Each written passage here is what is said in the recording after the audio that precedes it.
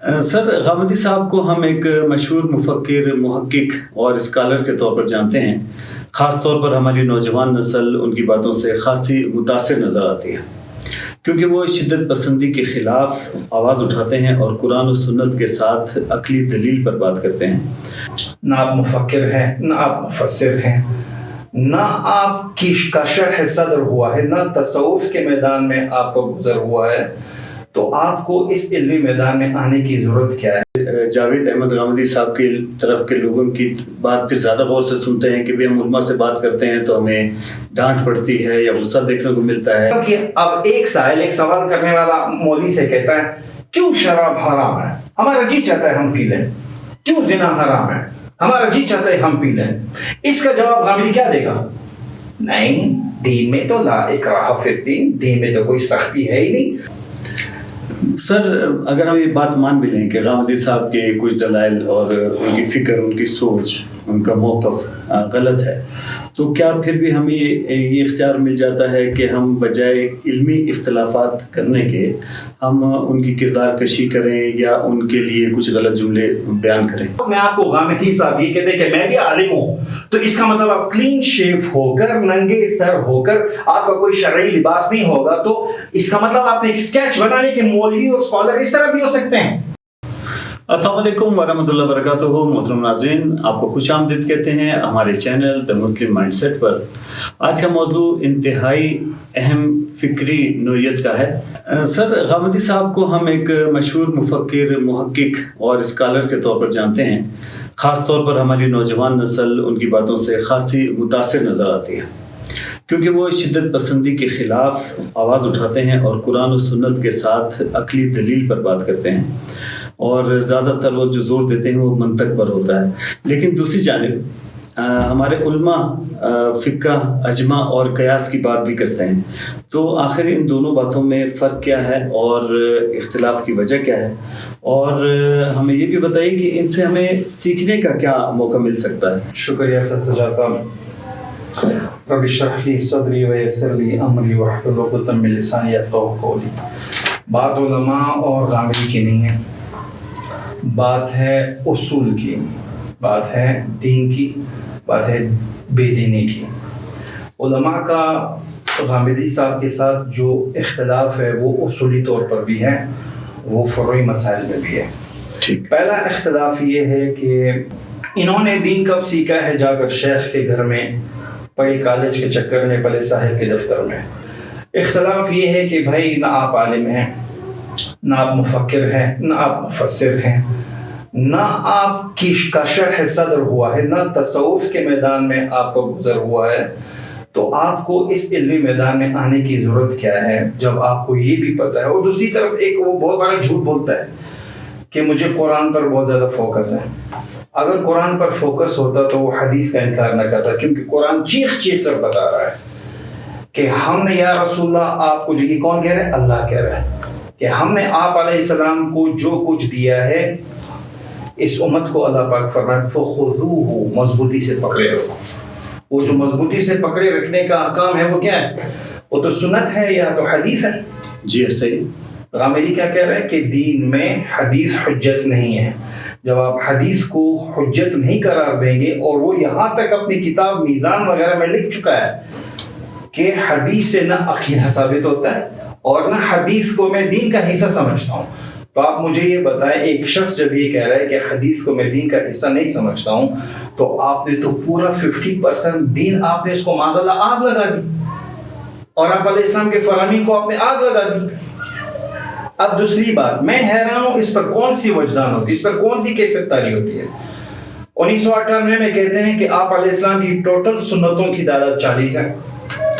4 سال کے بعد 2002 میں پھر کہتے ہیں کہ نہیں، آپ علیہ السلام کی ٹوٹل سنتوں کی تعداد 27 ہے۔ صحیح۔ اور پھر کہتا ہے یہ جو آپ علیہ السلام کی یہ بھی 27 سنتیں، یہ حضرت ابراہیم علیہ السلام سے انہوں نے لی، آپ علیہ السلام نے، جی، اور اس پہ تھوڑی سی تجدید کر کے آپ علیہ السلام نے ساری امت کے سامنے پیش کی۔ مزے کی بات سن لیں، ان کی منافقت۔ جی، آپ نصوص سے ثابت کریں کہ داڑھی کیا داخل نہیں ہوتی ان سنتوں میں، اور آپ علیہ السلام کی سنتوں کی تعداد لاکھوں سے بھی زیادہ ہے، جس پر صحابہ مرتے تھے، اب اس کے پاس کوئی اور طریقہ ہے ہی نہیں یوتھ کو اپنی طرف لانے کا، اس کو اٹریکٹ کرنے کا، کہ بہت اسموتھ انداز میں بات کرتا ہے. ہمیں یہ محسوس ہوتا ہے کہ ہمارے مدارس یا خطبات میں تو ہمیں شدت پسندی دیکھنے کو ملتی ہے. تو کیا آپ نہیں سمجھتے کہ یہ ایک ایسی بات ہے جس کی وجہ سے لوگ جاوید احمد غامدی صاحب کی طرف کے لوگوں کی بات پہ زیادہ غور سے سنتے ہیں کہ ہم علماء سے بات کرتے ہیں تو ہمیں ڈانٹ پڑتی ہے یا غصہ دیکھنے کو ملتا ہے، لیکن جب غامدی صاحب سے ہم بات کرتے ہیں تو بڑے پرسکون انداز میں اور دلیل سے بات کرتے ہیں. میں یہاں پر اس وقت آپ کے سامنے گفتگو جو کر رہا ہوں، میں یہ سوچتا تک نہیں کہ میں کیمرے کے سامنے بیٹھا ہوں. میں اپنا پیغام جو یوتھ کو پہنچا رہا ہوں وہ بالکل اللہ اور اس کے رسول کی رضا کے لیے آپ کو ایک بات بتا رہا ہوں. پورا پروپیگنڈا ہے. صحیح. اخرجت للناس کا مطلب کیا ہے؟ کہ تم نکالے گئے ہو لوگوں کے لیے. یہ امت تو لوگوں کو بتانے کے لیے جا رہی تھی، لتکونوا شہداء علی الناس. اس امت کا تو کام ہی یہی تھا کہ لوگوں کو پکڑ کر جہنم سے بچا کر جنت کی طرف لے کر جائیں. یہ بھی غامدی کی محنت ہے کہ دیکھو میں کتنے بہترین اور سافٹ انداز میں بات کر رہا ہوں. یہ علماء ایسے ہیں. غامدی کا پہلا پروجیکٹ یہی ہے کہ یوتھ کو علماء سے بدظن کر دو. آپ مجھے ایک مولوی کا نام بتاؤ کہ ایک یونیورسٹی کا طالب علم یا ایک کالج کا یا کوئی پروفیسر ہے کوئی وزٹ وہ اسپیشلی اسی لیے کسی مسجد یا کسی مدرسے میں گیا ہو اور کسی عالم سے پوچھا ہو کہ میں آپ سے یہ مسئلہ پوچھوں اور وہاں سے اس نے ایک جوتی ایک چپل اٹھے کہ بھاگو یہاں سے. میں نے تو اپنی زندگی میں، بلکہ علماء اس چیز کے انتظار میں ہیں. آپ کو پتہ ہے دین میں 105 چیزیں فرض ہیں. جی 105. اس میں سے ایک فرض پتہ ہے کیا ہے؟ جی پوری زندگی میں ایک مرتبہ درود شریف پڑھنا فرض ہے. نمبر 2 جاہل کو عالم کے پاس جانا فرض ہے. بالکل ایسے. کیا خیال ہے کیا ڈاکٹر ڈسکرپشن دیتے ہوئے مریض کو ڈانٹے گا نہیں کہ پریکاشنز آپ نے لینے؟ صحیح. تو ایک عالم اگر غصے میں آپ علیہ السلام کی دین کی حفاظت کرتے ہوئے کسی سائل کو سوال کرنے والے کو وہ ڈانٹیں تو کیا یہ اس نے برا کام کیا؟ اب ایک سائل ایک سوال کرنے والا مولوی سے کہتا ہے کیوں شراب حرام ہے؟ ہمارا جی چاہتا ہے ہم پی لیں. کیوں زنا حرام ہے؟ ہمارا جی چاہتا ہے ہم پی لیں. اس کا جواب غامدی کیا دے گا؟ نہیں، دین میں تو لا اکراہ فی الدین، دین میں تو کوئی سختی ہے ہی نہیں. تو امت کو، یوتھ کو یہ والا جواب پسند ہے کہ اس نے بہت آسانی سے سرٹیفکیٹ دے دیے، زنا کے لائسنس دے دیے. اب یہ تو حدیث کا انکار کر رہا ہے. یہ تو یہاں تک بول رہا ہے، غامدی تو یہاں تک بول رہا ہے کہ عورت جو ہے مردوں کی امامت کر سکتی ہے. تو اب یوتھ کو یہ چاہیے کہ سارے کے سارے ایک ایسی عورت کے پیچھے نماز پڑھے جسے میک اپ بھی کیا ہو. کیا خیال ہے اگر اسلام میں یہ جائز ہوتا کہ کوئی عورت اذان دے سکتی ہو تو آپ کے تو سارے کے سارے، میں کہہ رہا ہوں جمعے کی نمازوں کی تعداد اور فجر کی نمازوں کی تعداد تو برابر ہو جاتی. جو شخص یہ کہہ رہا ہے جی کہ یہ جو تیمم ہے یہ آپ علیہ السلام سے پہلے بھی سارے انبیاء کے لیے جائز تھا اور ساری امتیں اس کو کرتے آ رہی، تو یہ قرآن کے نصوص اور حدیث کے خلاف نہیں ہے؟ جبکہ آپ علیہ السلام نے خود فرمایا کہ میرے لیے زمین کا ہر حصہ پاکیزگی کی مسجد بھی. کیا مطلب پانی نہ ملے تو مٹی سے تیمم کر لو؟ کسی نبی کے لیے کسی امت کے لیے تیمم جائز نہیں تھا، صرف میرے لیے اور میری امت کے لیے. یہ صاف طور پر اپنی کتاب میزان میں کہتا ہے کہ پہلے انبیاء کے لیے بھی تھا. سر اگر ہم یہ بات مان بھی لیں کہ غامدی صاحب کے کچھ دلائل اور ان کی فکر، ان کی سوچ، ان کا موقف غلط ہے، تو کیا پھر بھی ہمیں یہ اختیار مل جاتا ہے کہ ہم بجائے علمی اختلافات کرنے کے ہم ان کی کردار کشی کریں یا ان کے لیے کچھ غلط جملے بیان کریں؟ غلط جملے تو آپ کسی، میں کہہ رہا ہوں برے کو برا کہنا ہی حرام ہے. صحیح. چاہے کافر ہو، عیسائی ہو، یہودی ہو، اس کو بھی آپ گالی نہیں دے سکتے. دل آزاری کرنا حرام ہے. لیکن جہاں پر دین کی بات آئے، میں نے آپ کو ابھی کیا کہا کہ ابو بکر صدیق حضرت عمر سے اختلاف کر رہا ہے دین کے لیے، حالانکہ یہ دونوں کون ہیں؟ یہ رحماء بینہم ہیں. جی جب مانعین زکوٰۃ کی بات آئی تو ابو بکر عمر کو کہہ رہا ہے کہ میں اکیلا لڑوں گا ان لوگوں سے. اب آپ کہہ رہے ہیں کہ یہ اختلاف، یہ کیا اختلاف طبعی ہے؟ میں آپ سے ایک چیز پوچھتا ہوں. جی جب ڈاکٹر چھٹی پر جائے گا تو اپنے کلینک پر جو کسی موچی کو بٹھائے گا؟ نہیں، ڈاکٹر یہ کیا کہہ رہے ہیں؟ یہ علماء کی مستند پر آ کر کہتا ہے کہ میں حجت ہوں. او خدا کے بندے، جو شخص یہ کہہ رہے کہ حدیث حجت نہیں ہے، اس کو کیسے فالو کرو گے؟ جو اللہ پر یہ کیا کہہ رہا ہے کہ میں صرف قرآن کو مانتا ہوں. آپ کو پتہ ہے یہ حدیث کا انکار کر کے اپلائی کہاں کر رہے ہیں؟ قرآن. میں صرف قرآن کو میں چیلنج کہتا ہوں, چیلنج, اور ان کے جتنے بھی فالوورز, میں چیلنج سے یہ بات بتا رہا ہوں کہ آپ مجھے یہ ثابت کر کے بتائیں کہ غامدی کو قرآن پڑھنا آتا ہے. آپ کہیں گے اس کو تو پڑھنا آتا ہے. جی ہم تو سر سنتے ہیں وہ. ٹھیک ہے, قرآن کہتا ہے ما قتلوہ وما صلبوہ, حضرت عیسیٰ علیہ السلام کو نہ تو یہودیوں نے قتل کیا نہ سولی چڑھائی بلکہ آسمان پر زندہ اٹھا دیا. صحیح ہے جی.